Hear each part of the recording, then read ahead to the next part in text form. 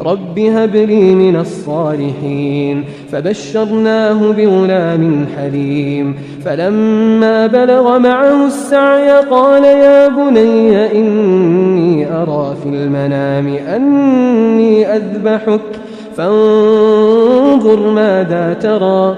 قال يا أبت افعل ما تؤمر ستجدني إن شاء الله من الصابرين.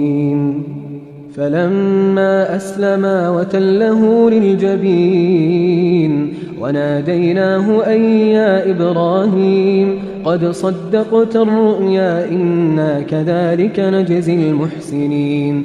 إن هذا لهو البلاء المبين. وفديناه بذبح عظيم وتركنا عليه في الآخرين. سلام على إبراهيم